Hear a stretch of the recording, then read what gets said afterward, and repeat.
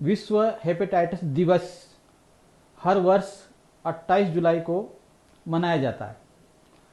जैसा कि आपको विदित होगा, मैं आपको बताना चाहूँगा कि डॉक्टर बारूच स्मिथ ब्लमबर्ग ने हेपेटाइटिस विषाणु की खोज 1967 में की और उसके बाद में उन्होंने इसका टीका भी खोजा। इसी कारण से इसका नाम हेपेटाइटिस बी रखा गया। आपको ये भी विदित होना चाहिए कि हेपेटाइटिस शब्द जो बना है वो हेपा प्लस आइटिस शब्द से बना है और उसके बी लगा हुआ है। हेपा यानी लीवर, आइटिस यानी इन्फ्लामेशन ऑफ द लीवर, यानी लीवर में सूजन आना, ये स्वाभाविक एक इसका सिम्टम्स है।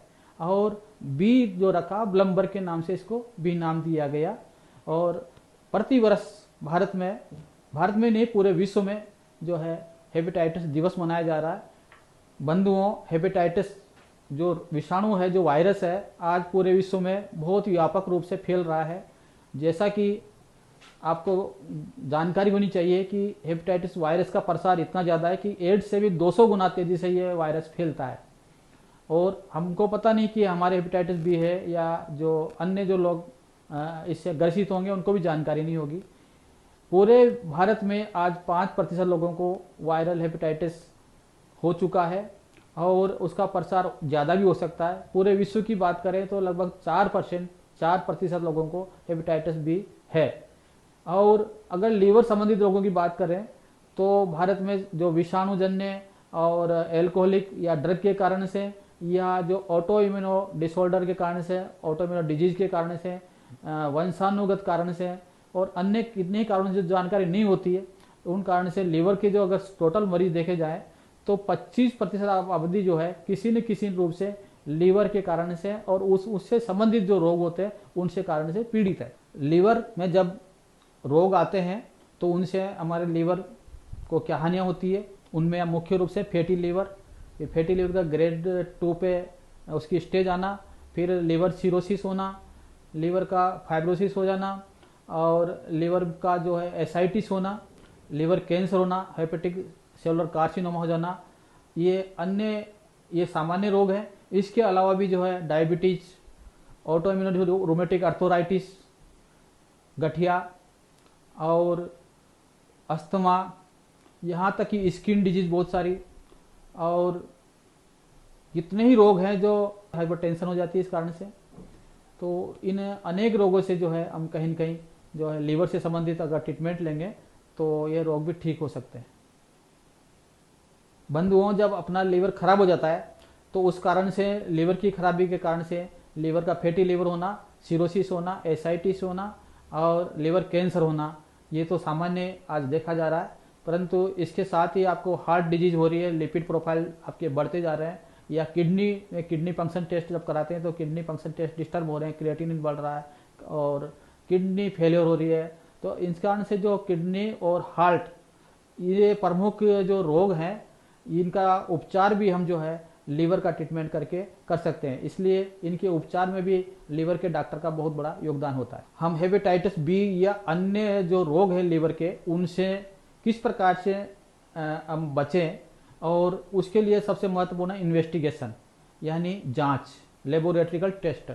तो लेबोरेटरी टेस्ट में इसमें मुख्य रूप से है हेपेटाइटिस बी के लिए HbA/Ag, जिसको हम ऑस्ट्रेलिया एंटीजन कहते हैं, यानी जो उसका आउटर सरफेस ऑफ वायरस होता है वह अगर सक्रिय है तो आपका HbA/Ag जो टेस्ट कराएंगे वो पॉजिटिव आएगा। उसके बाद होता है HbCAg, यानी उसका कोर एंटीजन देखा जाता है कि वायरस का कोर एंटीजन एक्टिव है या इनएक्टिव है। अगर वो एक्टिव है तो आपका जो हेपेटाइटिस बी जो है वो एक्टिव फॉर्म में हो सकता है।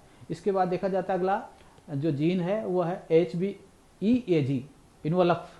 अगर इन्वोलफ उसका एक्टिव है तो वायरस जो है अपनी गुणात्मक संख्या बढ़ाता है, तो उस संख्या को जो बढ़ा हुआ है उसको रोकने के चिकित्सा साथ में दी जाती है। वायरस जो करोड़ों की संख्या में मिल सकता है तो लीवर को ज़्यादा नुकसान करता है। और इसके बाद में इसकी एंटीबॉडी टेस्ट होते हैं। अगर वह वायरस है जिनको पॉजिटिव मिल रहा है उनको एंटीबॉडी टेस्ट कराए जाते हैं। तो HbSAb और HbEAg एंटीबॉडी टेस्ट इसके हम कराते हैं। इसके साथ में फाइब्रो स्कैन करा के देखना पड़ता है। अगर आपका लीवर कितना खराब हो चुका है तो उसके फाइब्रो स्कैन से पता लग जाएगा कि आपका लीवर इतना डैमेज हो चुका है। अल्ट्रासाउंड करा के भी देखना पड़ता है। अगर साथ में किडनी भी प्रॉब्लम दे रही है तो किडनी फंक्शन टेस्ट कराएंगे। अगर हार्ट की प्रॉब्लम है तो आप जो है लिपिड प्रोफाइल टेस्ट भी करा करके देखेंगे। हेपेटाइटिस बी की दो अवस्थाएं हैं, एक्यूट हेपेटाइटिस बी और दूसरा है क्रोनिक हेपेटाइटिस बी।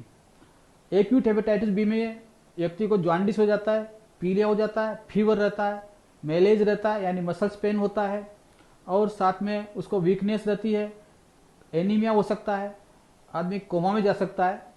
तो ऐसी अनेक कंडीशन जो लीवर को बहुत ज़्यादा नुकसान होता है एक्यूट कंडीशन में।